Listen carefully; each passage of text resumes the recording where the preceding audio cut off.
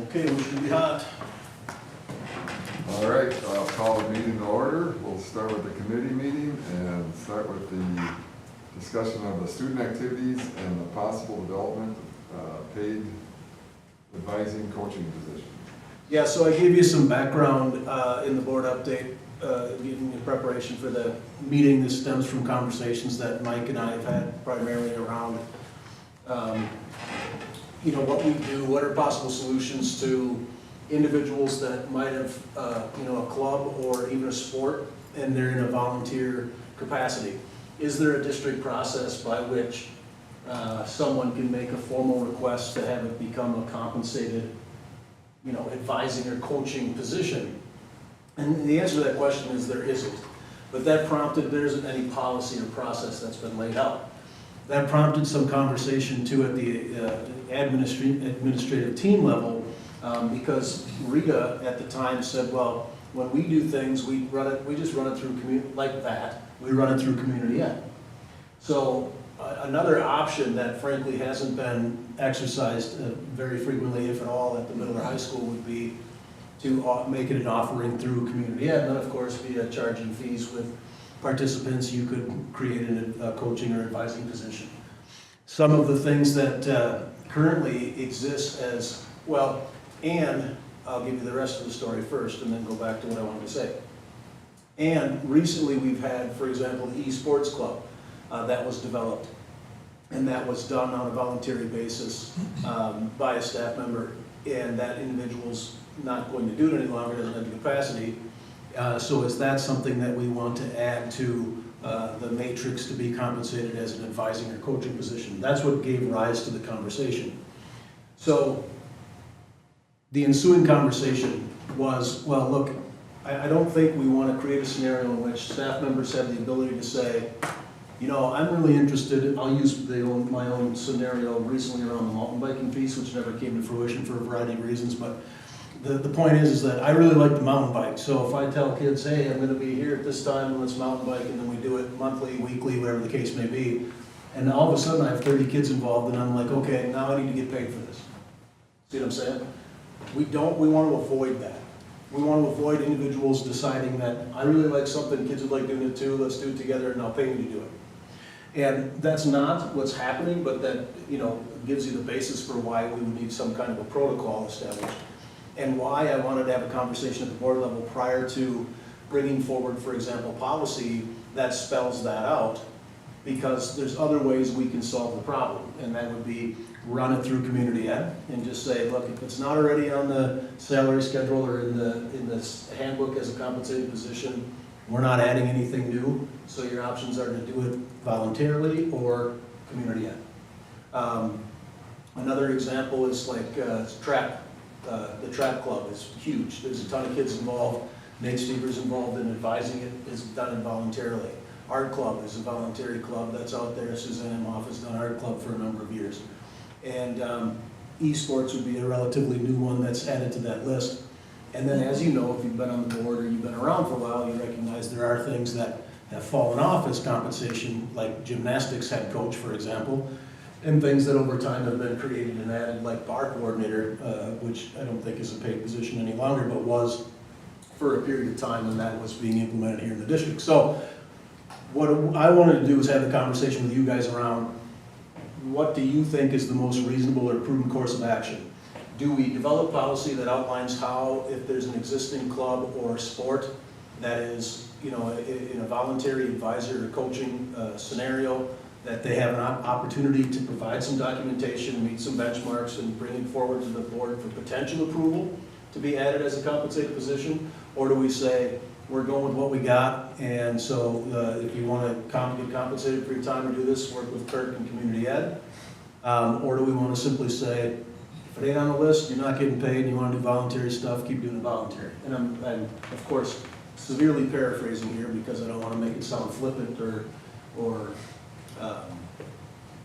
I can't think of the word I'm trying to say, but we don't want it to sound, we appreciate what people do, but what scenario or what's the best approach to ensure that we have the correct answer, the correct process in place?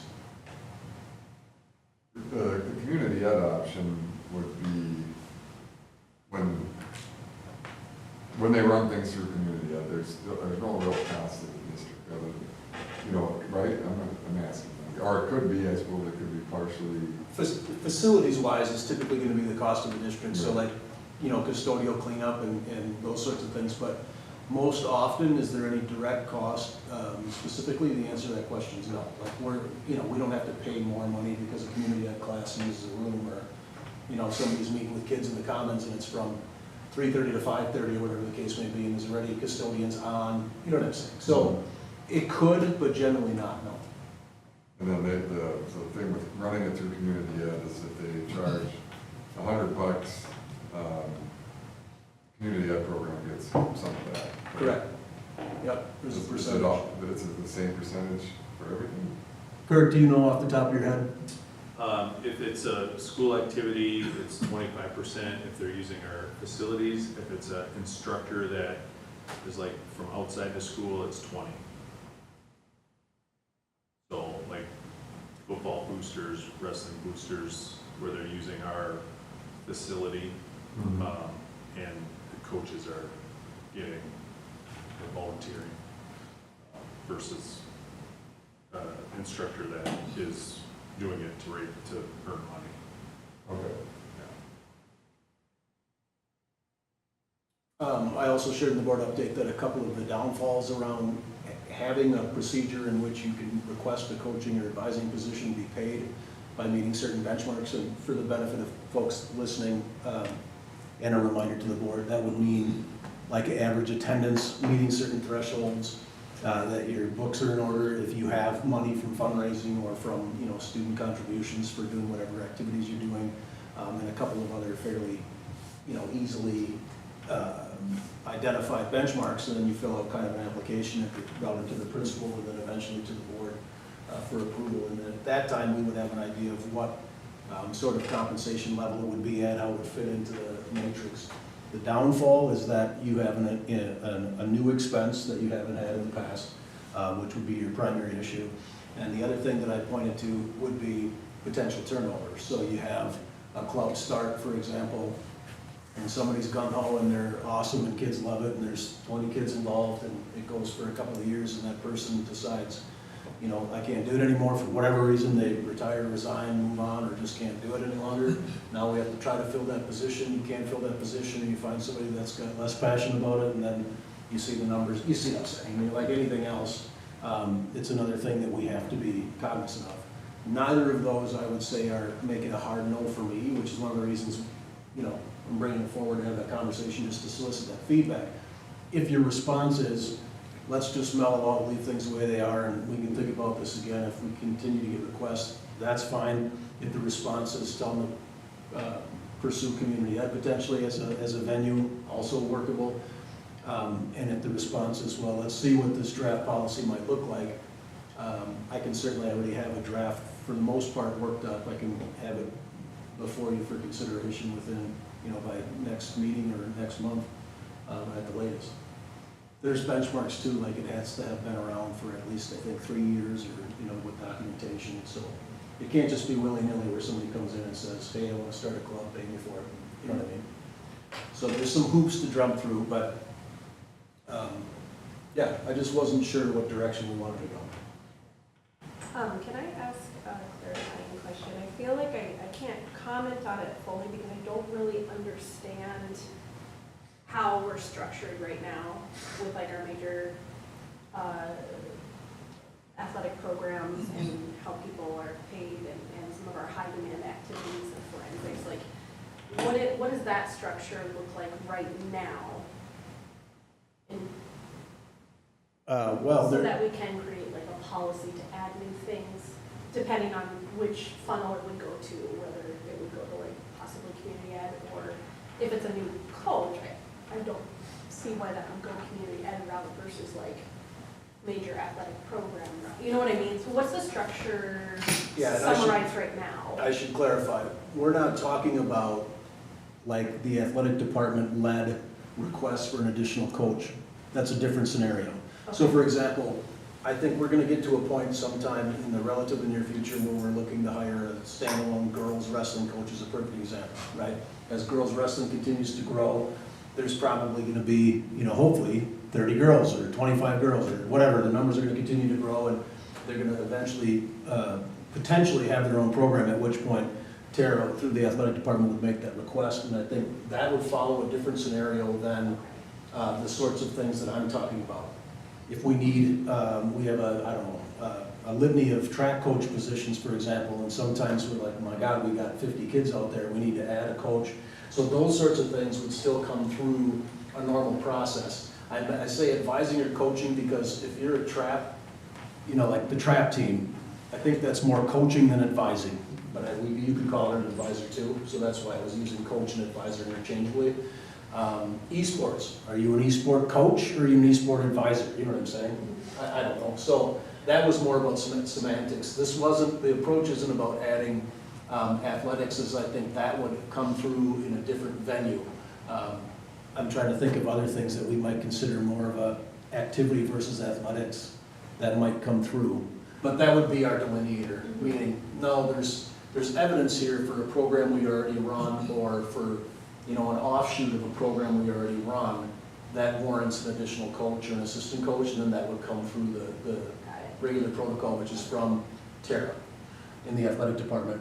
And what we have a matrix that lays out all of the coaching positions that are compensated and what they're compensated, Okay. right? So so would it be a possibility if we're talking about like a new special interest club, could we do like a hybrid model where like we would start them in community ed where I guess the benefit to the district is that it's not coming out of our budget, and it would be through community ed where I'm assuming someone's like paying to be part of the club or something like that. And then it's like a trial pilot period where let's say, okay, year one, and we have certain metrics where it's like enrollment, interest, time, all of that. So like year one through year three, if we see that there is growth with a special interest club, let's say year one there's 10 people, year three there's 50 people, then could it be a hybrid model where then we take it in front of something and kind of do like an appeal to make it an established district?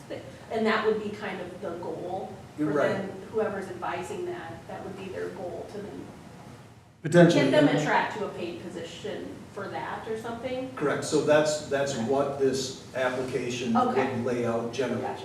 And frankly, it's agnostic to whether or not it's through community ed or through their own time, right? So like Ethan Bertram started an after-school guitar club, and kids came and got lessons and they played together, and super cool. I mean, it was awesome, kids playing guitar, 6, 8 kids, weekly for several weeks. So if Ethan's like, well, I'm wondering, I'm getting good buy-in and we're a consistent group of kids, could this be a compensated position? Mm-hmm. Right now, we don't have a benchmark for that to happen. I share that because if he ran that through community ed, could he do guitar lessons / guitar group through community ed? Absolutely. He could do it without community ed too, just like he did it. And this would allow for an application process that is agnostic to how they're doing it. You see what I mean? So it doesn't have to be through community ed. So the trial can simply be, I've volunteered, I'll use track because that's been around for a long time. There's a lot of kids involved, and I think Nate Stieber pretty much has been the only person advising it this entire time. He could put on the application, if we adopted the policy, he could fill out the application immediately and say, well, I've done it for 10 years, and here's my numbers for 10 years, right? And the avenue by which he uses it wouldn't have to be through community ed. The linchpin there is if you put it through community ed, there's going to be fees that you charge to kids for facility use and those sorts of things. So there are nuances as to why you may or may not want to do that. The carve out in the potential community ed use would be you charge the fees so then you can get paid as the person that's running it, as the advisor, or as the coach, or whatever you want to call the position.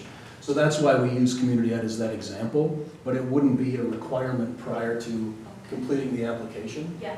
Because I think you would unnecessarily make it complicated when that's not the route you want to go. Okay. You know what I'm saying? Yeah, I get that now. I think that's great because it gives people multiple choices, and if there's things that are already established right now and have been for a couple of years, it sounds like they could possibly have a route to get going community ed and going right to this application process, as you say. Correct, so the ones that I think of are art club and or not esports, because that's only been a couple of years. That would be assumed to be one, and then trap. I think those three. Yeah, Tara had created her SALT, SALT her group. athletic group. Clayton Hansen has had an environmental club throughout the years. It's been strong and then waned, been strong and waned. And the onus of doing this would be on the person that wants to coach/advise it. So administration's not gonna do it. We're not gonna go, oh, there's a lot of kids in trap, so let's create a trap position. It's gonna be on the trap advisor, trap coach to create that. What we talked about was just other avenues that folks could use if the route we wanna take is, now, the stuff we got on there is the stuff we're doing. If we have to add stuff, we're gonna add stuff only due to student numbers for existing programs, for example, or because of a new sport. Like if we have standalone girls soccer, for example, you'd have to have enough girls and a coach that wants to do it, and you'd have to approve that through the athletic department working its way, just like we do with, girls wrestling when that comes, or adding a track coach like I outlined earlier. The coaches, we'll just call our advisors, I guess, they would be placed on that same schedule the current coaches are. Right, so what we would have to do is, depending upon the circumstances, we'd have to find a corollary in terms of the number of students involved, and frankly, with something like trap, because isn't there like 30 kids in trap? There has been, yeah. Maybe our benchmarks say it's gotta be 2. Maybe we need a coach and an assistant coach, you see what I mean? And then, how many contests do you have? How often do you practice? How long are the practices? And what you do then is kind of generate a mechanism by which you can draw a corollary to other existing coaching and advising positions, and then recommend that be the amount they be compensated. So it would all be based off of, at least a baseline comparison of other positions that we compensate, and their relative similarities or dissimilarities to get you to that number. Could we also do something entirely new for new clubs and things that people want to establish? You can do whatever you want. The problem is going to be, and this is the reason I know that I talked with Mark Barat prior to him retiring. He probably talked to Glenn Martin about it, and Glenn Martin probably talked to whoever that was before him, I don't remember, Tim Emholz. Or no, Melody Greenquist actually, as the interim for a period. There's a reason why superintendents, including myself, don't want to dig into the extracurricular salary schedule. And I'll tell you why. There's not one person on there that feels they're compensated the way they need to be compensated, and I would tend to agree with all of their attitudes. See what I'm saying? So I'm not begging on them, because I was that guy too. However, there's a finite amount of money, and anytime you make a modification to that, so I'll get to answering your question in just a second, this is a great time to get on my soapbox. Anytime you get into that opportunity to modify, it's very clear to me you're not going to go down, right? There's no down adjustments when you go through this. There just can't be, right? We have some middle school advising positions and even some, advising, co-advising positions at the high school, coaching positions at the middle school and high school, where it's like $800 or $400 or $200, and then you have some that are $3,500, right? And the argument always becomes, how do you delineate to make it so that, there's a fair mechanism by which folks are compensated? And 4 for 4 school districts, actually, I'm counting only 4 because I've been in St. Croix twice, would be the same attitude. Like, I've never seen it done, where you've redone a matrix and then people are like, finally, I'm getting paid what, and I shouldn't say what I deserve, but comparable to what I think other people in other positions that I think are similar are getting paid. See what I'm saying? So as soon as you mess with that, you're going to create a ripple of issues. And that's why people don't touch it, because this is a relic of the pre-Act 10 days. So this is all guaranteed from the collective bargaining agreement from years and years ago. And it's been modified. I'm not going to say it hasn't been touched, but it's not been reworked in any way, shape, or form. So, and here's now the answer to your question. If we're like, oh, trad club, 30 kids, 2 hours a night, or 2 hours 3 times a week, 10 events, I don't even know the numbers, I'm just throwing things out there. Yeah, that seems like about $1,000. I mean, totally, that's not even very much money, let's give them $1,000. Well, maybe the 13 other people we employ that make $950 and below are gonna be like, wait a second. So it has to be based on, again, what we would do is use a corollary to say, how often do you practice, how many kids are involved, how many contests do you go to, how much time is legitimately, what about your prep for going to a meet, planning for practice, whatever those things are, and do our best to draw a corollary to say, well, probably similar to middle school basketball, for example. You know what I mean? I don't know, I'm just saying that's the mechanism we would use. And so I would strongly recommend that we don't just randomly select numbers, because I have no idea what basis, but you can assign it whatever number you want, but you're gonna create issues. So what you're saying is right now how we do have it set up is it is kind of based on like a points-based activity type of assessment when you're looking at something. So like the number of students served. The way that it's set up, there's nothing set up right now. Oh. There's no mechanism by which, and that would be the development of the policy.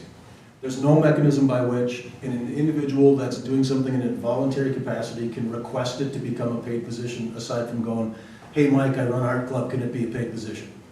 And Well, I then, think what she's I asking just is meant, the like- current, Like someone, wrestling coaches get this much because the season or like is this someone long. who's leading forensics right Yeah. now. Like, I would assume that everything, like a major sports or athletic program versus forensics versus something else versus someone has established a new club on how to tend plants, botany, or something like that. Those, I think, are all distinctly very different. So what I'm asking is the programs that we historically have had right now are kind of, if you look at them as tiers, you have your main athletic programs, you have your high demand activities, forensics. I'm just gonna keep using that because I was in forensics. And then you have your new established clubs and things like that. I'm asking, are those all activity kind of based where this maybe could follow like an activity-based ranking? There is a Or- tiered system that was That's what I'm reviewed wondering, many is like, years is ago. there tiers? Yeah, many years ago, like 15 maybe, I'm just guessing, hard to keep track of time, but there is a tiered system, and a lot of it, I remember the conversation way back in the day, was based off of how much time, how many kids, that type of thing, and they came up with that tiered system. So the forensics coach versus I'm just looking at the list, versus the culture club, very different amount of effort and time put into it, and they're in different tiers and different levels. I think we have, don't quote me on this, but I want to say 9 different levels, 9 different tiers. And like a head coach of a sport, of, basketball, wrestling is at top tier, tier 9 or 1 or whichever it is. And maybe the senior class advisor is the lowest tier at $400 or something like that. So there is a tier system that exists for current. Is that what you're asking? Yeah, that's kind of what I was asking.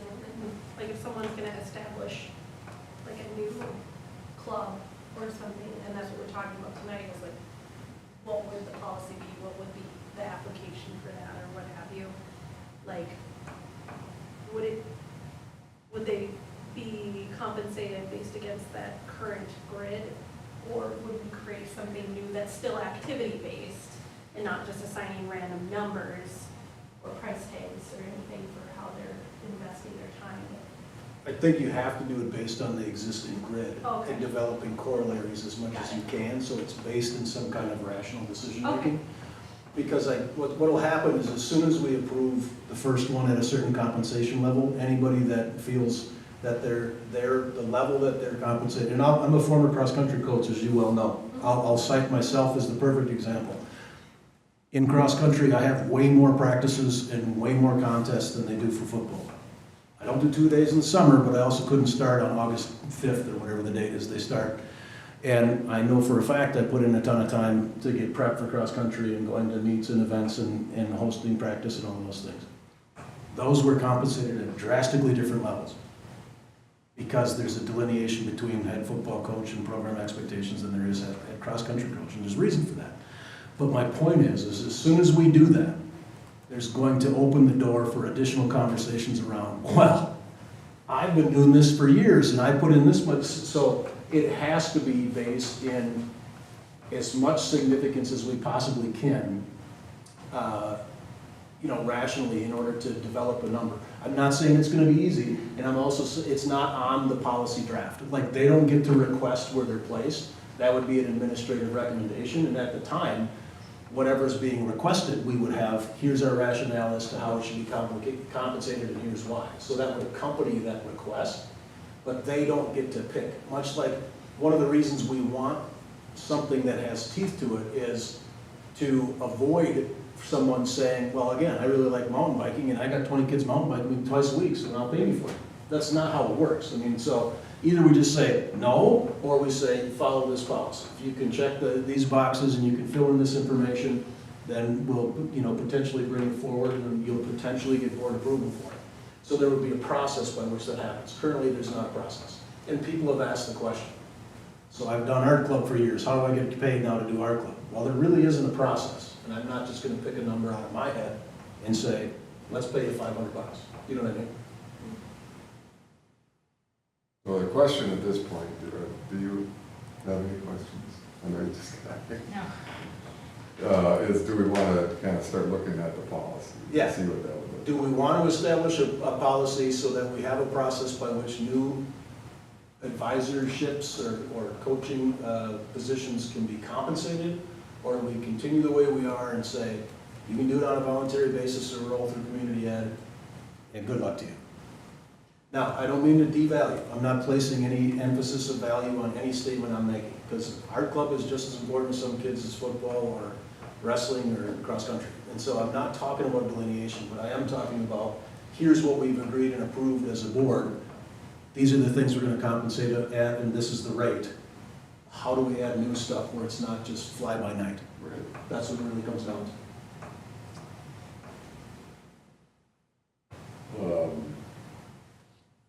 Do other districts pay? I know trap is popular. Do they pay for trap coaches? I think you're going to find grab bag. I didn't go and ask those questions, although you might be interested to find. I did ask, CISA's 11 wide, so 39 districts, and basically found that there are no explicit policies developed around here's how you go from having a volunteer position to being requested paid. So it's something that I created on my own, based off of some policies that were out there, procedures like high school. I got one from New Richmond. Unity shared some policy that isn't explicitly addressing what I'm talking about, but where you could borrow bits and pieces around what these expectations might be. And most of them are couched in, here's how you start a club, not here's how you get potentially paid to run a club. And that's a very significant difference in my opinion. Because for us, Zach Barks said, I'm really interested in esports. Can we do like an esports club? Mike's like, yeah, sure, sounds cool. Let's give it a shot. Because why would you need an internal structure to, if there's kids excited about it, you got a sign-up sheet, you got, 10 or 12 kids, like what the heck, somebody's willing to volunteer their time, of course you're gonna give it a go. But what happens when you see it sustained for a long time, trap club, art club, whatever the case may be? Is there that, see what I'm saying? So that's kind of the delineation. And we're not a large enough high school or middle school or even elementary to say, well, here's the regimented protocol for you to be able to do something you really want to do with kids for nothing. You know what I mean? So we're usually pretty loose on that. If it's a decent idea, it's good for kids, and we'll give it a shot. Matt, do you have any questions?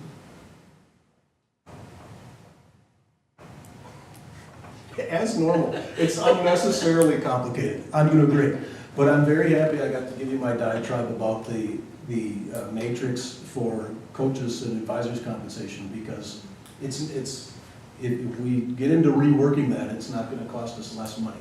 It's just not. I mean, what we'll do is probably eliminate some positions, and then everybody else gets a little bit of a bump, and you're not going to see wild swings in what people are paid, because it is based from the CBA, and then it was based on, okay, let's look at this again and double check.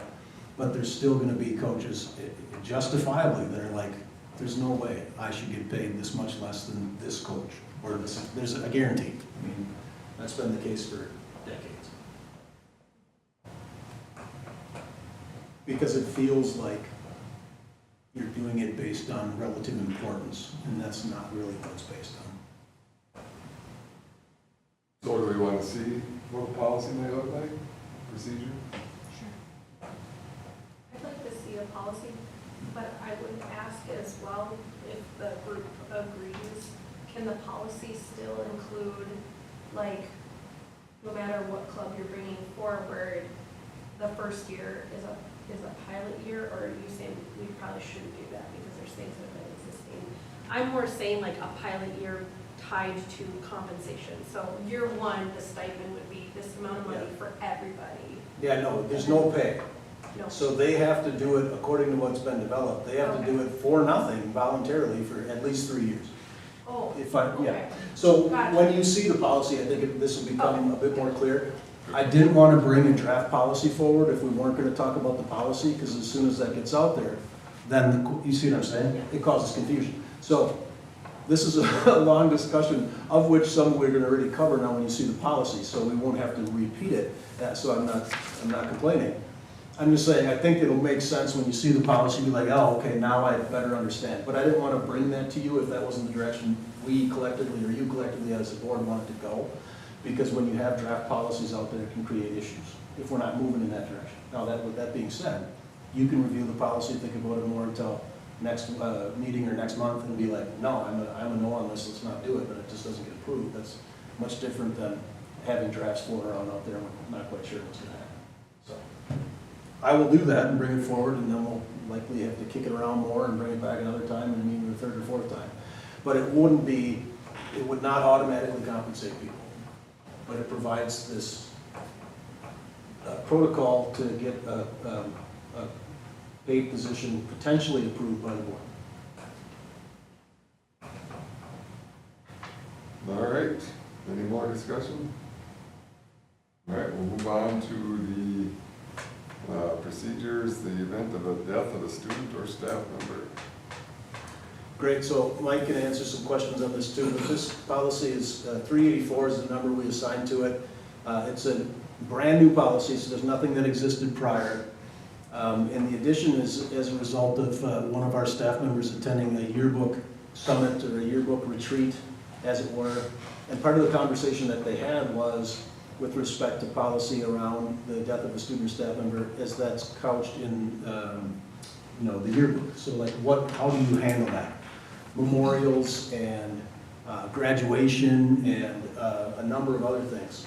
So upon review, we identified we didn't have a policy in that regard. It's not something you want to talk about when an event like that transpires. And so having a policy, it makes a ton of sense, because God forbid, in the event something like this does occur, you have very spelled out explicit procedures with respect to things like the yearbook and graduation and memorials and activities and so forth. And if I'm guessing you've all reviewed the policy, you'll notice it's not about supporting kids during the school day. It's not about bringing counselors in and working through the trauma. This is about what do we do as a result of this more long term. This isn't like part of our crisis plan. This is, here's what the board says we're going to do if a student or staff member dies, and now we have graduation. Arguably, there could be, timing is everything. So if it's the day before graduation and something transpires, that's much different than if it's March and something transpires and now graduation's in May. You know what I mean? So the policy identifies various strategies or expectations or parameters around certain events and how the school would or district would handle those.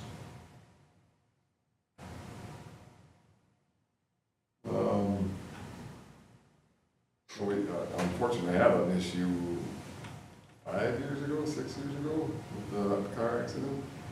I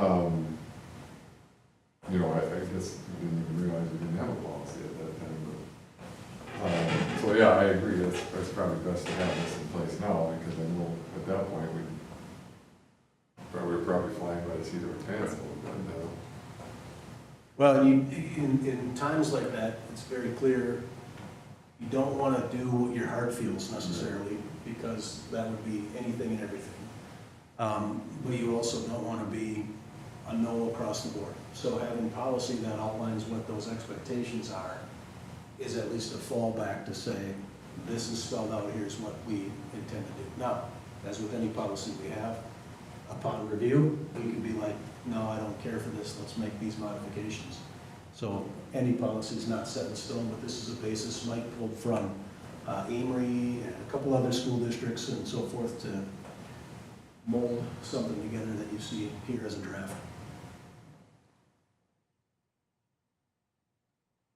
So when I reviewed the policy, and I just want to ask, like, is the policy written in such a way that if we wanted to make like an exception, or somebody wanted to petition the policy, like, is there room for somebody to do that based on the circumstance, or it's like, this is black and white, there's nothing, it's written and is intended to be written in that way where we don't want anybody to have an opportunity to. Yeah, in times like that, like Craig said, you don't want your heart talking because it's such a difficult time and you want to say yes to anything and everything possible for grieving people and the horrible situation that's happening. So having a black and white policy is suggested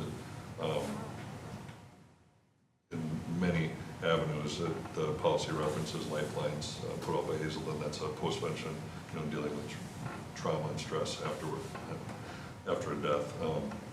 The policy is designed to be clear, precise, black and white, yet caring. So that it's a mixture of all of that. And also fair.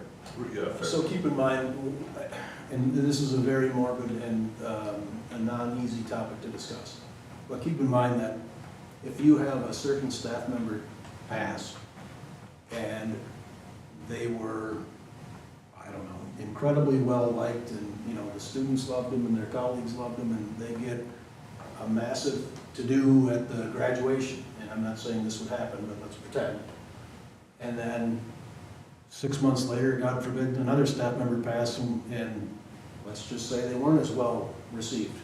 Staff member nonetheless, maybe as long, if not longer, and we're kind of like, I don't know. So it is about that, and I'm oversimplifying, but it is about that public outward display of what this looks like in terms of the organization, the district, not in terms of personal relationships. But didn't you say when you were describing it right away that depending on the circumstance, like if it's right before graduation, something happens versus earlier in the year, were you talking about exceptions, or was that? What I'm talking about is we may not have the opportunity to follow the policy, for example, to the letter. So if you had a car crash the day before graduation, that graduation is going to be drastically different, although the policy does indicate what graduation shape is going to take, right? We can't turn it into a wake because it's a graduation ceremony. And my broader point was, it's not as though across the board we're going to have ample time for planning, which means having the policy to say this is what we've agreed we will follow is assistive in that regard, right? But to say that someone could petition, or that we're going to say, well, because of this, then you're not really following the policy when it's all said and done. So I meant more in terms of talking with a family and working through things. It's conceivable that you're having graduation before you've even had a conversation with the family. You know what I'm saying? Depending upon timing. Mm-hmm. And that's going to be much different than, again, if something happens in December and graduation's in May. The 4 bullet points on that very first page, I think, are pretty valuable to read as far as why this policy would be in place. And other examples for, student deaths. I've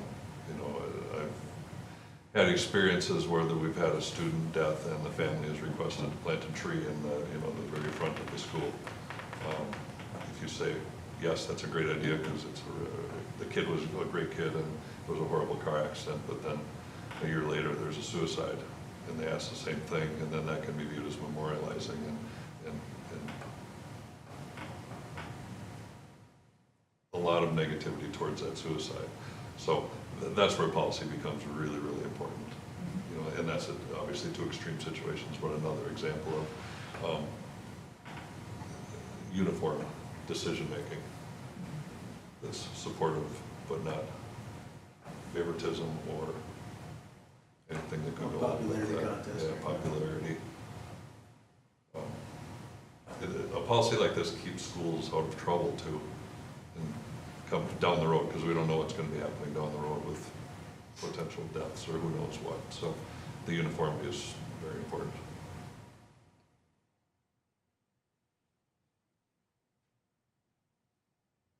Any other questions or comments? All right. If not, we'll move on to, and this will come back next month, or next meeting. Next meeting. Yep. Move on to the graduation exercises. And Mike will speak to this too, however, it's, as I indicated in the board update, a fairly simple rewrite to add for the possibility of different stoles or pins that under the prior policy were technically not allowed. And one of the things that Mike and I had talked about was, in recent years, I don't know, the last several, the students have had the white stole with the fleur-de-lis on it, you know, over their neck. And technically that, according to the prior policy, that stole wouldn't be allowed. So we said, well, we should modify that policy, and then there was request this past year for Badger Boys and Girls State stole and another pin. Scholar athlete. Scholar athlete. Scholar athlete. And so, yep, so the reword of the policy would allow for generally things that are educationally related and or adjacent to be worn as long as they're, you know, with decorum and follow the rules of the rest of the policy.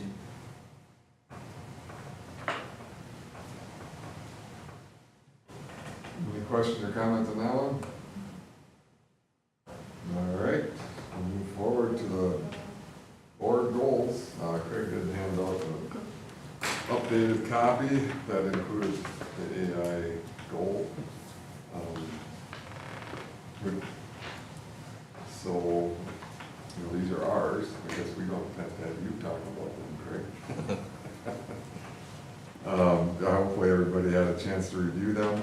As far as the AI goal, I tried to, you know, I kind of kept we all met and then went over the whole statements, but try to kind of mirror pretty much kind of, like the other goals, goal one, you know, what this type of stuff that we're kind of looking for, just to kind of, you know, get an understanding of what's being used and then the opportunities to learn what staff are doing, and then if there's a way to, you know, mentor or, you know, share successes and different things, if it's a teacher with lesson planning or, you know, something that they've done that they can help their coworkers out. You know, those types of things are in there. Again, with a repository to kind of track the different items. So if somebody's looking at what, has anybody tried this, you know, we can have a spot for them to go look at that. And I did run it by Craig, and he thought it was all right. And I let Brian Craig kick it around too, so.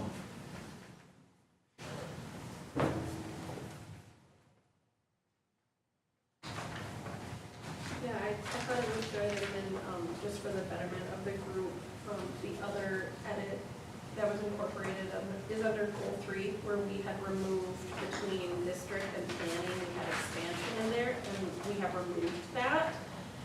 As a group, we discussed how we don't want to assume expansion is within the plan, or that sounds misleading, so just want to note that for the group that it took that out as a change from our last discussion.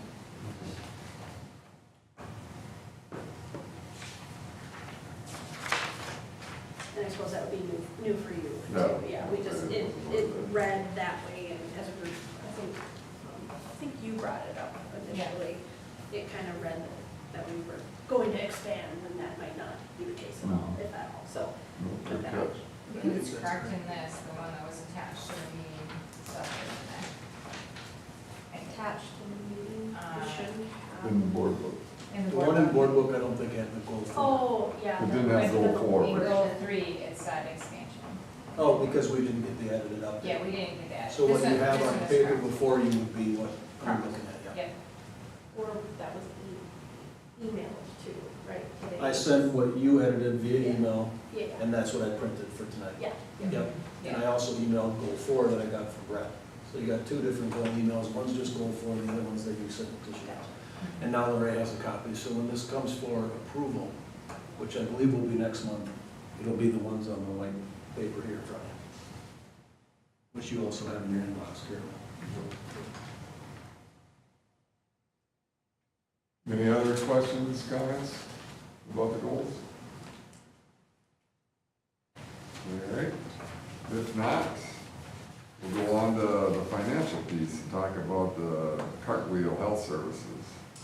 Yes, so through a grant, we were made aware by the Wisconsin Rural Schools Alliance that this Cartwheel organization is offering, and I'm not clear on who the grant is through, but in working with Cartwheel, you can have a grant help offset about a third of the cost of a 3-year contract with Cartwheel, and I laid those numbers out for you in the board update, and also, of course, it's in the attached contract that's in board book.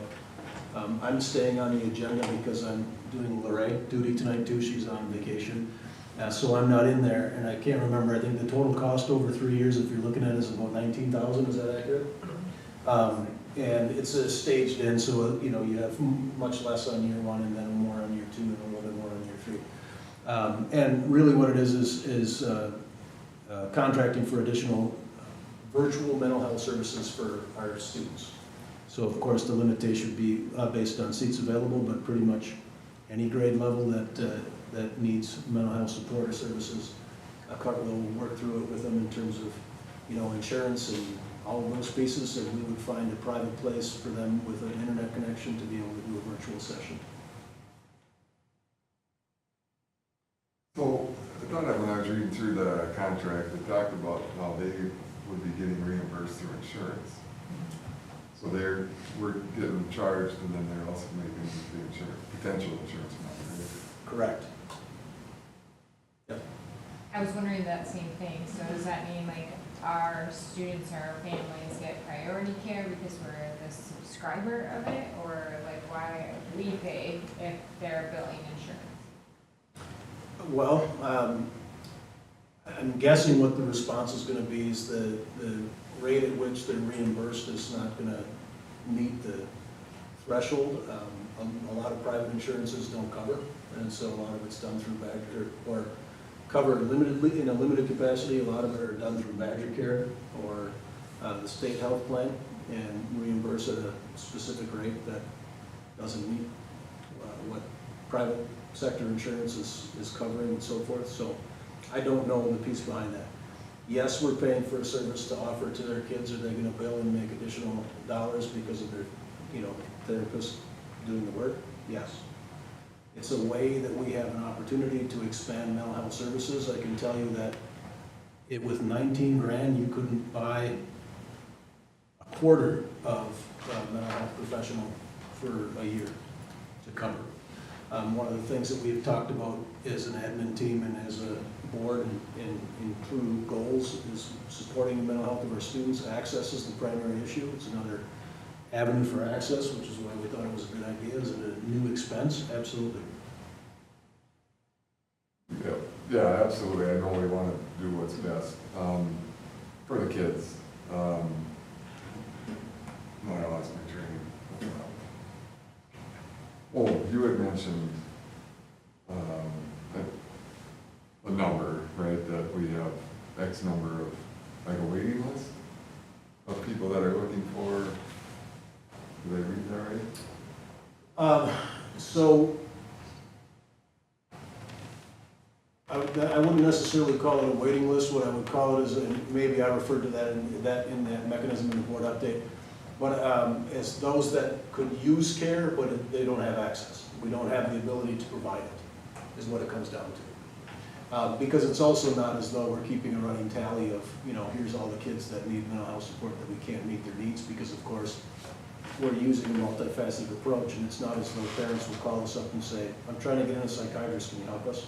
You know what I mean? So it's really about what we're observing and offering that as a service at some point in the future. So when this does open up and we have a conversation then with a parent, it's a much different conversation to say, well, here's an option that we have. Are you interested in doing that with your kid? Versus, you know, currently it's like, okay, I mean, we can't really offer that. We don't have anything to offer. We don't have a place to put them to get services for some kids. Didn't we tell us, like, the last couple of years that we just can't get a therapist or enough access from local providers, like, just know it. So this is a way to expand that, right? Correct. So we have an entity that is Calier Clinic out of Hudson area that you folks approved an MOU with last year. That's on-site, in-person therapy services. They're primarily at the elementary school. They're going to follow some students here now from 4th to 5th grade transition and kind of build their repertoire, in that manner. I do believe they have some room for a handful of additional students. Excuse me, but there are a number of other students that could benefit from mental health services that we can open that conversation with at all levels to say, well, here's an option, are you interested in that? See what I'm saying? And the conversations, I don't think, are all on the front end. It's not as though we're gonna, once we sign the contract, we're gonna call 25 families and say, here you go, here's your services. Do you see what I'm saying? It's more organic than that over time. There will be some of those phone calls because we'll have that be an option that we're looking for certain kids, but many would be added throughout the duration of the year as we identify various needs that arise. Is this service available to our students year-round, so that during the summertime when school is not in session, would they still be able to take advantage of it? I don't know that, Dawn. I'm inclined to think the answer to that's yes, but I don't know that for sure. Is the in-person one available year-round? No, they don't have summer. They talked about the possibility of summer hours, to which our response was, I don't know that we can work that with the in-person because of summer school and classroom cleanings and building, you know, getting buildings cleaned and it's just not feasible. And you lose a bit of privacy if we're shuffling people around and having them be in a different location and then the family's got, it's just a lot to undertake. So would those two companies potentially work together, that this online or virtual one would offer year-round care or counseling? Could they transition the in-person student to have some summer? I have no idea. If they, I mean, I would be shocked if they would work that closely together. I don't think they would. I think they're gonna stay in their own sandboxes. That's what my guess would be. So one question I was thinking is, like, for $19,000, for example, two ways of looking at it, you know, like, two kids decide to take advantage of it. Hopefully it's a lot more than that. Then, like you say, the other perspective is you can't even get a quarter of like a mental health therapist for like 19 grand. So it's And this is over 3 years. Yeah. 19,000 isn't a 1-year cost. This is the 3-year total cost. yeah. Yeah. Yeah, that was broken out, I think in his email, it might be in the contract too, It's in the, yeah, it is in the. 2,500 for the first year, 20, Yeah. or 75 for the second, and then 10,000 basically for the third.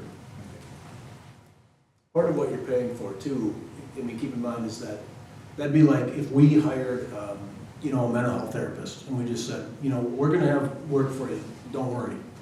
And then we pay them to do nothing for 3 months because we're still waiting on getting the right kids, you know what I'm saying? So part of what you're paying for with any contract that you sign, you're paying for the services that are going to be provided. I mean, that's what you're trying to underwrite as the entity requesting the dollars. Right? Yeah.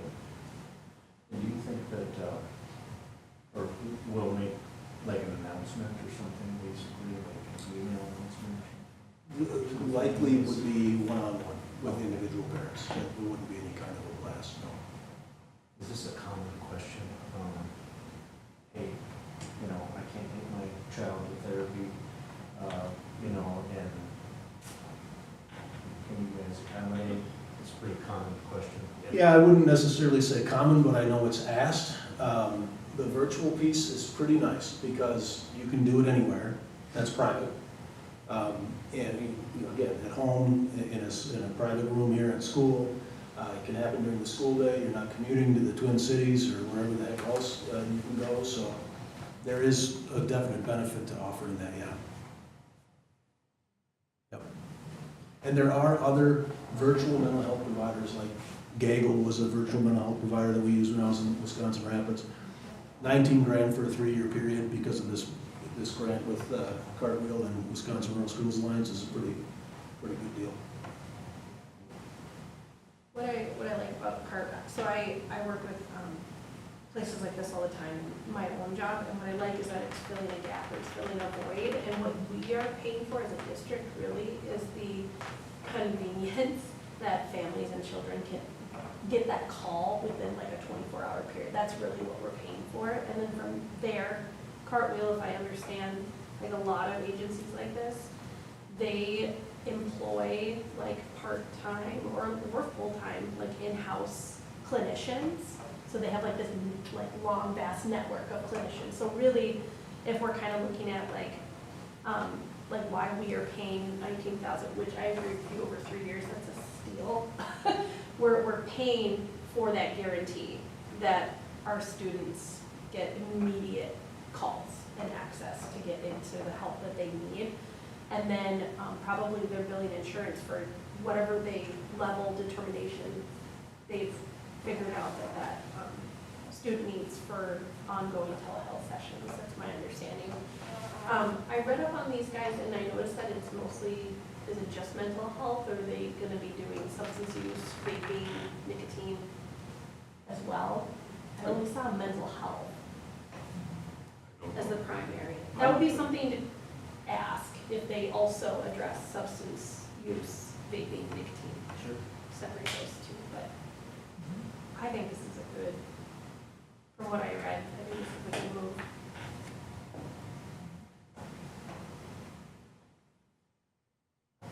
All right.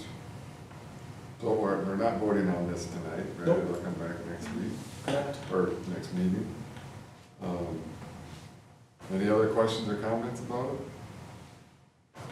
Can I ask again, I'm sorry to stop from moving forward, can I ask again the Cartwheel, so they're out of Massachusetts, and I know telehealth, that shouldn't matter, but my question is more, do we have other, like what is the origin story here? They approached us, and they have a grant, what was the origin story of this? Like why a Massachusetts place? I received an email from the Wisconsin Rural Schools Alliance, Okay. of which we're a part, Okay, who said Cartwheel is, and I believe, I remember the language being Cartwheel is offering grants, or there's grants available if you partner with Cartwheel. I don't know where the grants are, or how they're getting them, or what that entails. I passed it along to Shelley, we talked about it, and talked about it as an admin team, and we all agreed it'd be a decent idea to give it a shot, so that's why it's here tonight. okay, Yeah. yeah. I was gonna say, it seemed like they were very nuanced, specific referral system for school districts, so it doesn't matter where they're located, they don't have to be in Wisconsin, but I was just curious on the origin story quick. I think they partnered with the Rural Schools Alliance. Now, I'm not sure if they've done it with other, professional entities. That's the venue that I saw it through. And sorry, you might have answered this already and I just forgot or not listening well. But the other company that we use for the in-person visits does not offer a virtual type service in any capacity that we could try to leverage that relationship to offer, and if they would offer the extensive beyond mental health, like for some of the other things like the vaping and substance abuse or things like that. I don't know if we asked that question, but their focus has been primarily elementary. They've been 100% elementary. Yeah, I'm so not sure. they're just venturing into 5th grade this year, as some 4th graders that they were seeing last year are rolling up to 5th. Is that their niche though, or is that like the, just like kind of the services that we're mostly seeing used? Like, would they Well, so- be? Part, I don't know the answer. part of it was our need. Yeah, because what ended up Because we've happening, had, when I brought the MOU forward with Calier Clinic, that was right after, so this happened almost simultaneously, like an act of God, which was fantastic. But the group that was working in the elementary, and I can't remember their name, you guys remember their name? They lost their therapist, or the therapist left, and they were unable to replace that therapist. And that's why we implemented the Calier Clinic. So basically, we replaced what we had, Yeah. which was elementary focused. Calier Clinic on our initial conversations was more about, yeah, we would do, you know, any age level. Because they replaced just at the elementary level, they can't have whatever, you know, they had enough kids on their caseload. And when I say enough, I mean, there might have been a room for 1 or 2 or maybe 3 more, but they also aren't gonna create a scenario where now, oh, we're new, and instead of 25 students that we're seeing, or 12 or 50, I don't know what the number is, now we can see 110, you know what I'm saying? So it's Yeah. about the workload of the one individual that's providing the services too. Yeah. That's the other benefit of virtual, there's still gonna be an upper limit, but you're also, as Tashina mentioned, outsourcing this to potentially hundreds of professionals that could say, yeah, I can take that kid and you can take that, you know what I mean? Yeah. So, I think it's great, and I am happy that we can offer something like this to our students, because I think it's incredibly important. It's in our goals, and I think it supports it. But where my question's kind of stemming from is if our other service doesn't offer year-round services, there's a lot of things that can happen over the summer break. And so if there was a way that company could utilize them, or that they could continue their services throughout the summer, so that, yeah, well, and keep in mind, I don't know what individual conversations like Calier Clinic had with parents, so it's possible that they're running their kids somewhere, you know what I'm saying? I don't, when we have an MOU with an organization like Calier Clinic, basically what we're doing is saying, you can use this room to see kids, and that's it. We don't have any control over how they do it or what they do, you see what I'm saying? yep, I understand. And there even isn't like this built-in referral pipeline where Rita just calls up and says, I got another one for you, you know, so there's, because they have to undertake pretty significant processes on their end, and so, yeah. Yeah, I understand, I'm just thinking. I get where you're coming from. Availability of it, and so if we're offering other things, to Right. just have it be available Right. year-round to our students. Well, and frankly, I think one of the pieces, and I'm not involved directly in any of these conversations typically, but what'll happen is, organically, we'll have a parent at an IEP meeting at the end of the year say, can we continue with these therapy services? No, sorry, we don't have them in the summer. Oh, wait a second, we have Carmel, so why don't we see what I'm saying?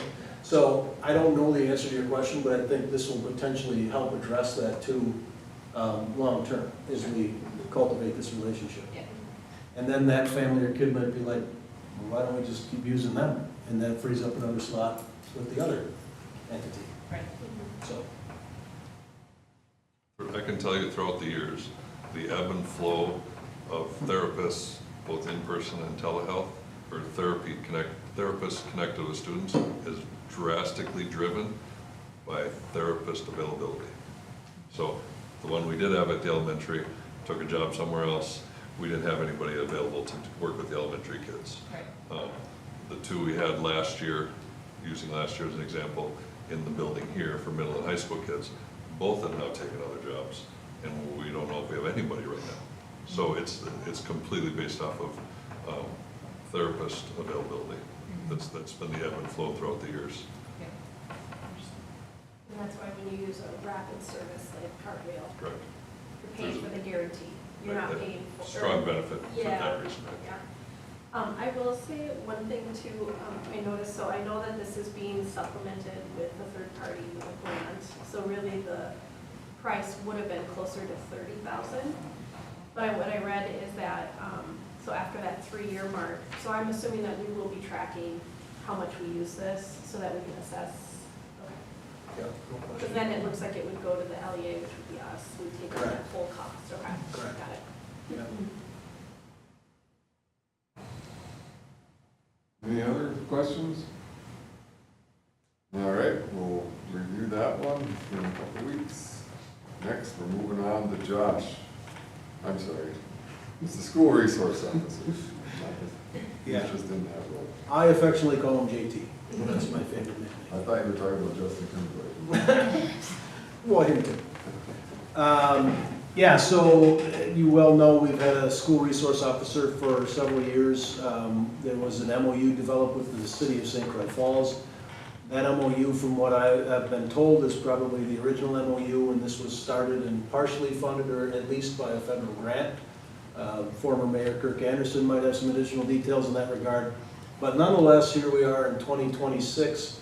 Ryan Heiss, the city administrator, Chief Jeff Wolf, and myself had conversations about the need to update the MOU contract, as well as, at the city's request, us harboring a larger share of the burden of said position, partly due to the fact that this position exists almost solely because of the school resource officer portion, meaning if we didn't have, if we weren't reimbursing the city for a portion of these costs, there would not be a school resource officer. This position wouldn't exist.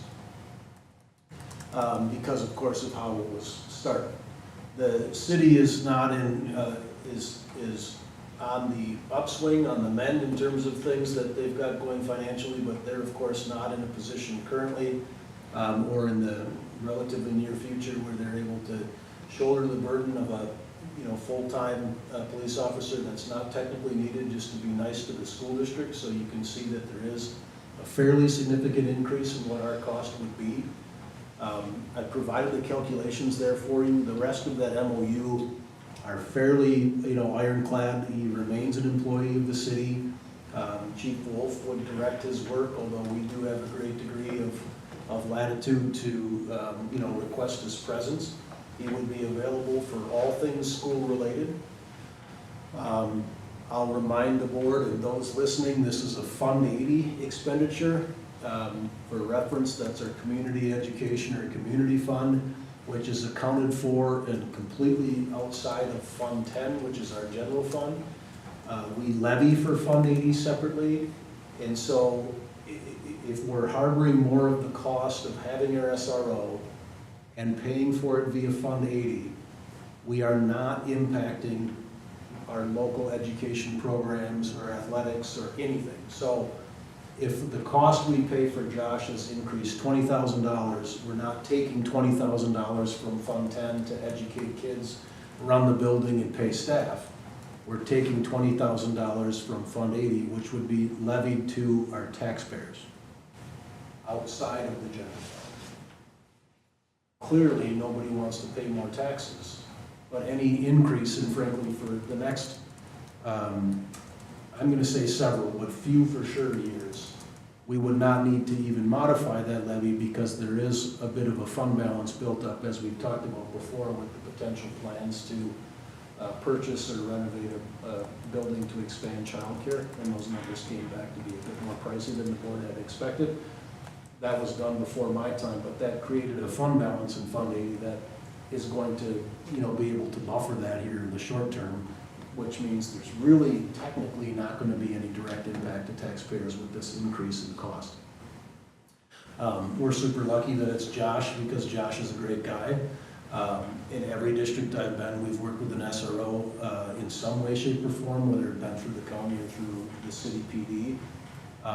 This is unique insofar as Josh's position is a school position, almost de facto, 100%. He's still a city employee, though he's not our employee.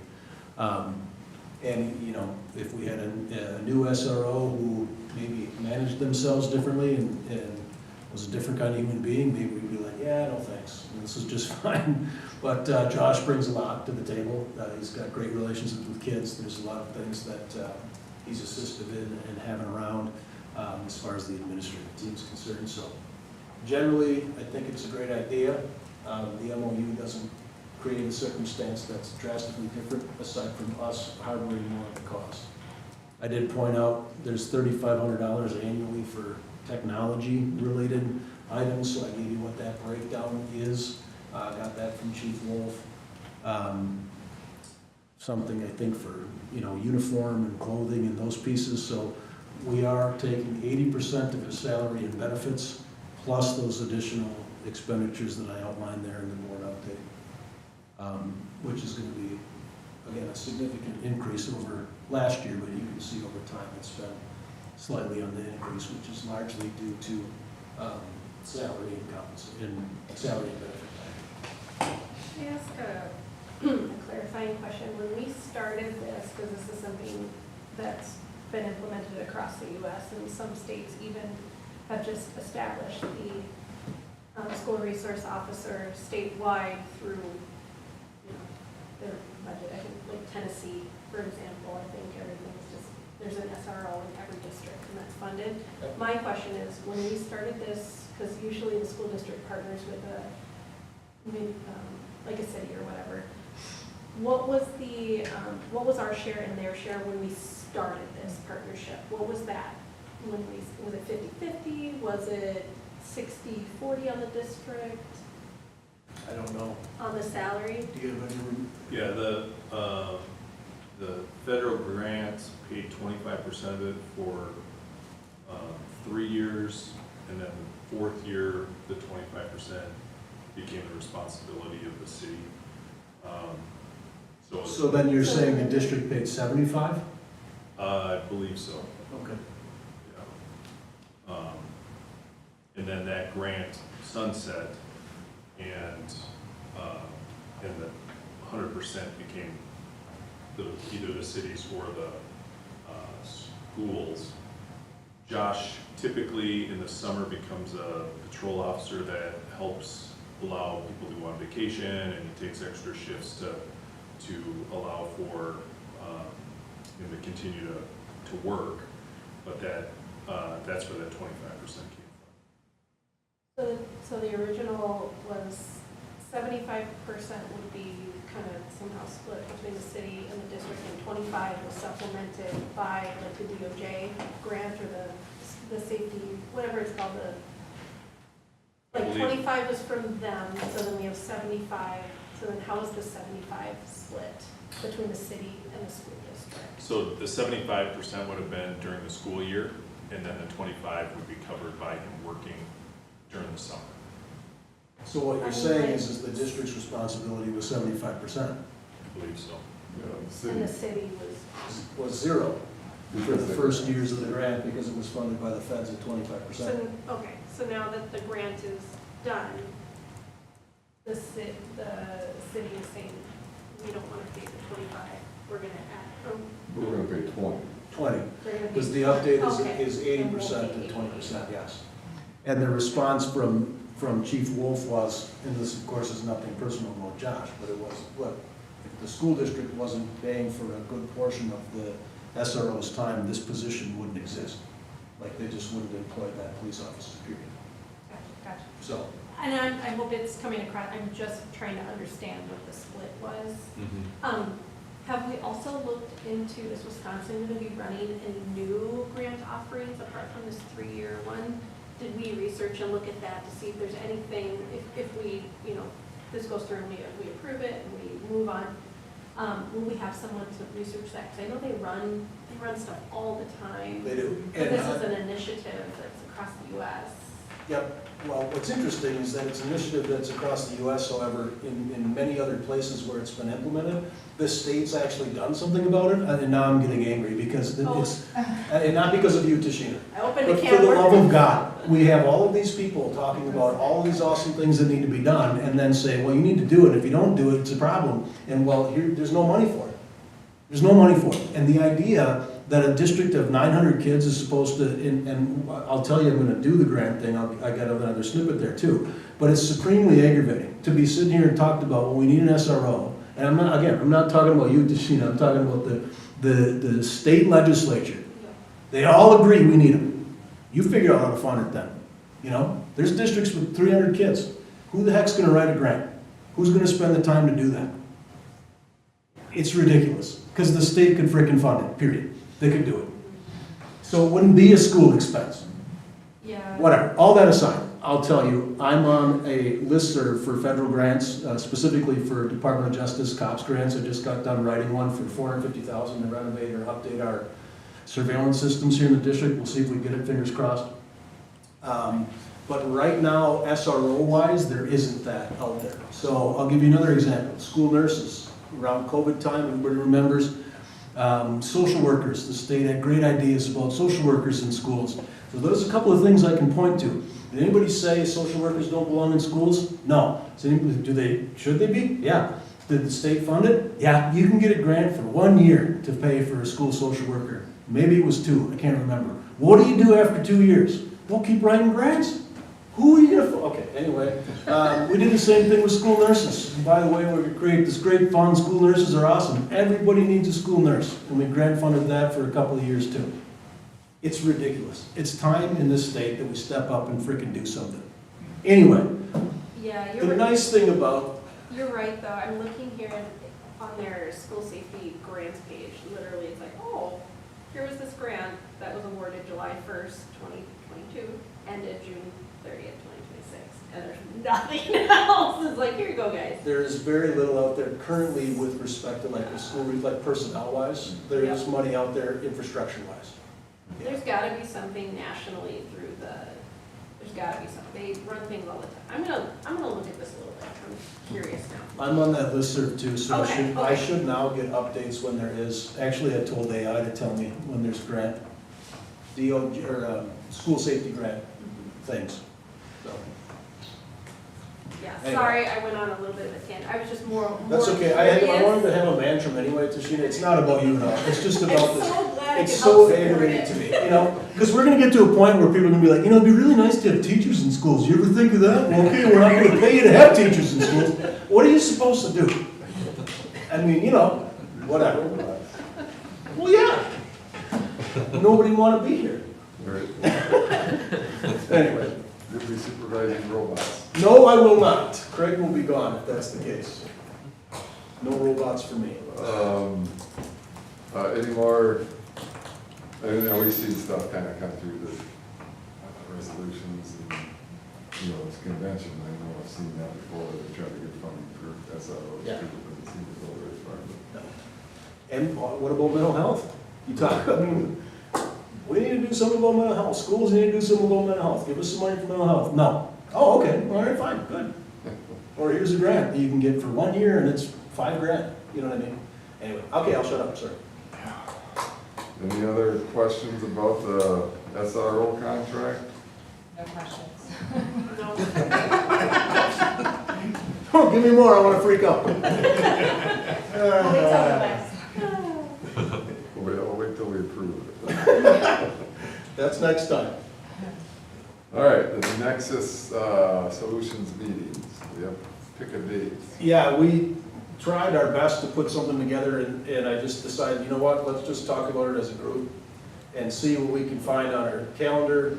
Rob was hoping for August. I don't think early September would be would be terrible either. And the time commitment was it a full 2 hours? He or said- Was it 2.5? Nope, plan on 2 hours max. Got it. So we might be done in 90 minutes. So is there we're not using the board nights, is there another night, a Wednesday, another week, or a Monday night, or? You said still in August, or you said Yeah. it was? He was hoping to do it in August, but I think early September would be okay.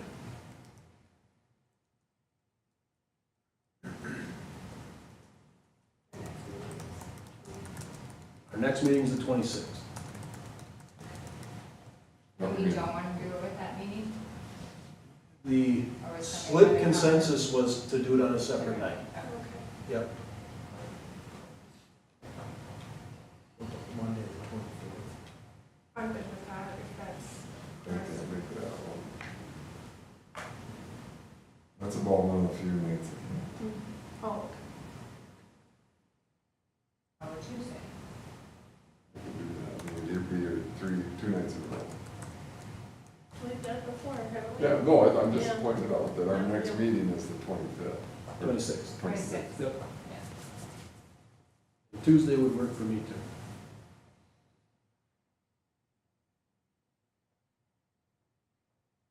Or Yeah. Thursday. Yeah, Thursday works. Do we know what Jessica's schedule is? Does she have any conflicts? Yep, I can tell you, gotta pull it up in my. Let's see. I just would appreciate not like a 7 AM. I'm pretty sure she told me. Here we go.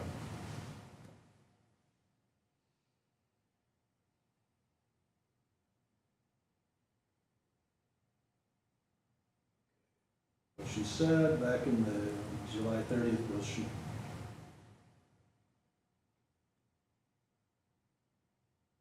Yeah, those dates are past now, so I'm trying to look for when the last, because she told me dates that she couldn't be there, and I just want to make sure that. Well, we could pick maybe 2 or 3, and then, you know, 1, 2, 3, you know, priority-wise, whatever. Ideally, the 25th, maybe the 27th.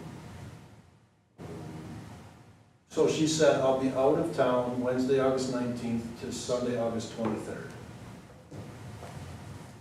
So the 19th to the 23rd. So Following Thursday, the 25th or 27th would work. I mean, if I had to pick between Tuesday and Thursday, I'd pick Thursday, the 27th.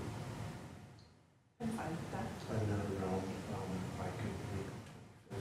Well, I can do the 25th. I can do the 20th. Okay. And do we want to do 5:15, just like a normal board meeting? Oh, my kids will be back in daycare. I would prefer 5:15, if that's still okay with the group, because that's as soon as I can do my turnaround with Right. daycare and stuff. Later is fine with me too, 5:30 or 6. I don't either. 5:15. Yeah, So we'll keep just say it 5:15. Keep it less confusing. Okay. Do we want to pick, all right, how about, oh, she's gone the week before. I think I was one that said I couldn't do it on the school, the same as the board meeting night, but I was thinking this meeting, I can do it on the 26th after. What's the agenda look? Well, I mean, it'll be, I don't know committee-wise, nothing's ringing a bell currently, like it's going to be hot and heavy. For the 26th, yeah. Because if we wrap up, start at 5:15 and we're done at 7 at the latest, we'll still be out here by around 9. It's not terrible. If that's an option, I wouldn't mind, I mean, I'd get it all done in the And same. as long as you're here, was my thought process. As long as we can pack sandwiches, I'll pack peanut and jelly. We could probably, well, are they back? Have them make something? Yeah, we can bring some in. We can figure something. Or, yeah, we could either. We can just get sandwiches for Yeah. the grocery store. Yeah. Yeah. Want to do that, the 20, the Wednesday? Yeah, we're back to the 25th. Well, let's just hope it works the 25th for everybody. I mean, it works for all of us, so we're just waiting on Jessica. Yeah. So, And I think with Jess, since she communicated, I think it's gonna work for her. I don't know that for a fact. We'll plan on the 8:25 and 5:15, Yeah. okay? I will let Lorraine know, and I'll let Rob know, and I'll make sure you guys remember. Checking you guys. I'll check with Jess too. Okay, thank you. All right, do we need a break before we start? I'm gonna step out for a second, you guys keep going if you want. Well, the next thing is to call the meeting to order. Oh, okay, hang on. If I could do that, then Oh, not me, not. Clamping? Well, it's the UP, I guess. Oh, And it's okay. in a new wilderness area, so I'm sure they can't get service. No. yeah, you Just best thinking, think. no.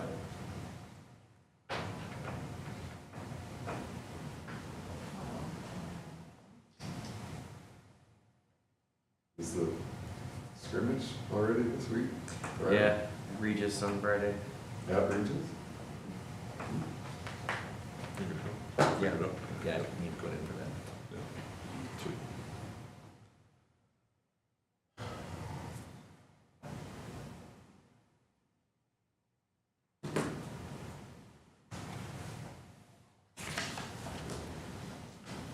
Played fast pitch softball with some of them, Drake and Brett and Brock. And Did you? You're still playing a little bit? I haven't played 10 years. Oh. So we kind of, well, Trent wanted to play with his kids. And Bart was gonna try to play, but that didn't work out. Drew played with Troy. And another guy played with his son. But, you know, we made it, nobody got hurt. Nice. Little Brock, I shouldn't say little anymore, but he had a grand slam to win the one game. Wow. All right, call this meeting to order. We'll start with the pledge of allegiance. I pledge allegiance to the flag of the United States of America and to the republic for which it stands, one nation, under God, indivisible, with liberty and justice for all. You're gonna do roll call. Okay, let me get my notes going. Matt Bryce. Here. Tashina Rager. Here. Brent. Yes, I'm here. And Dawn. So did you forget my name? Jess is, no. Jess is not here. You got your name placed, please, I was, Over there. I was trying to reason through DM, and for whatever reason, it was in my head, that's not right for some reason. Whatever. We're good. All right. 6:41. Craig, Please. can I correct something before you move on? Sure. So I talked to Jeff Wolf about the SRO position. I believe that federal grant covered 75%, and the city paid 25% for the school, for the non-school hours. And then he was not aware if it tiered off, which is typical, or if it, for the 3 years, the school had a small portion. That fourth year, it was all on the school and the city. So I believe that the federal grant was a pretty big grant, allowing for the position to be created at 75% paid, and then it maybe tapered off over 3 years, and then finally in the fourth year, we picked it up. So he was gonna look into that a little bit, but it was not 25%. It was, the school paid very little for him because it was grant funded, and then the 25% that we paid as a city was while he was working in the summer for actual, patrol. Yeah, and I only, when the board update, I shared 3 years of data, or 4 years, I can't remember what, but the recent history with what we paid, Yeah, so. so I just wanted to correct that because I said it backwards. It's a pretty good grant. Yeah. All right, Don, would you please read the mission and the rules? The mission of the School District of St. Clair Falls is to provide a supportive, student-centered learning environment that cultivates character, fosters academic excellence, and embraces diversity.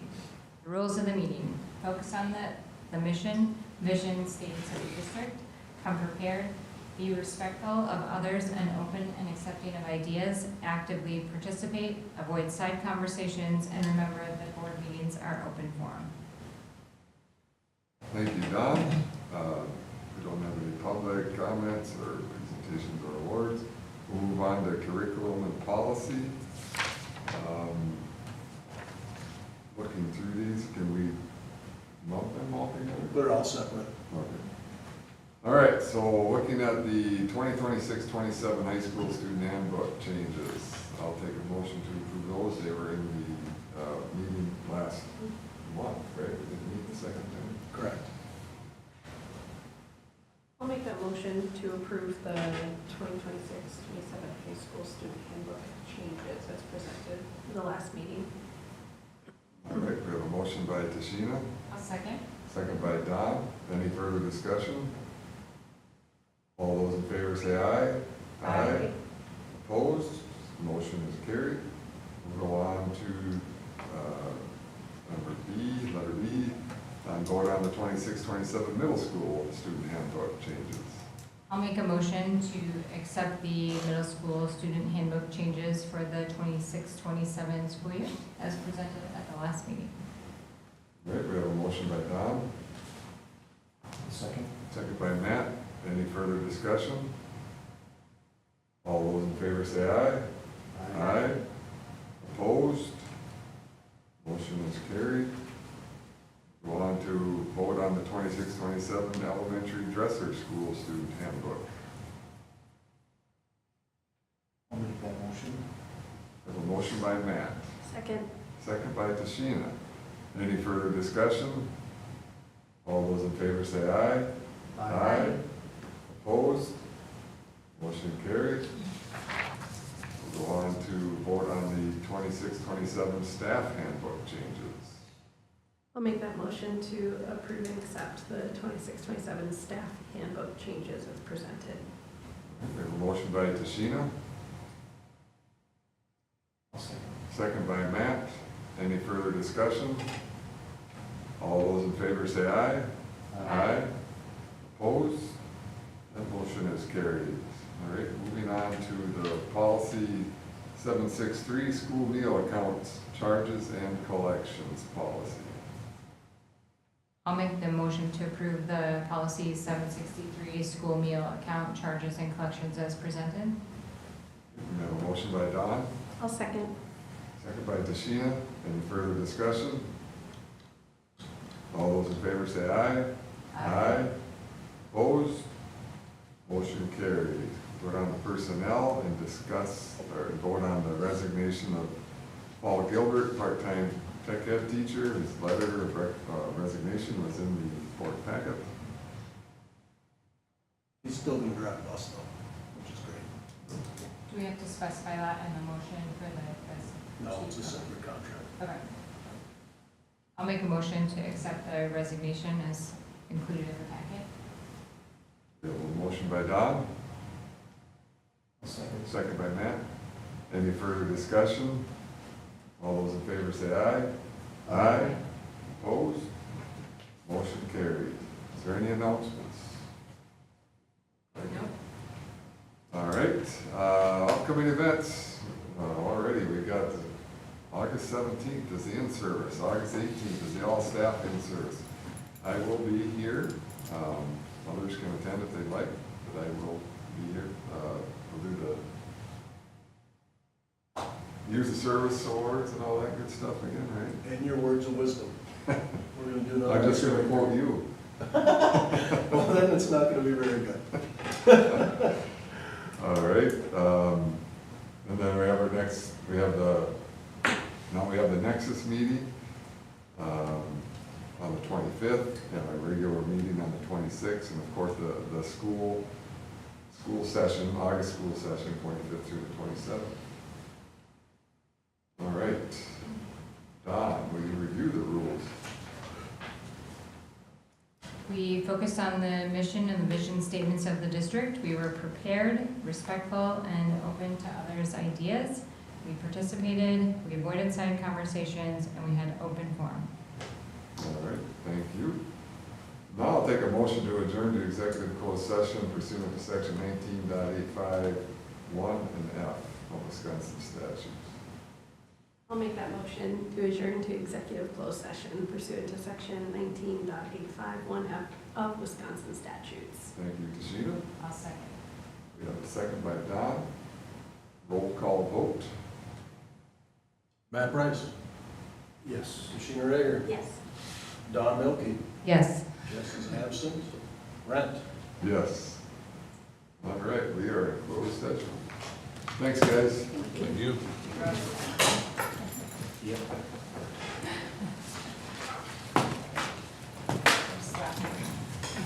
And me, again?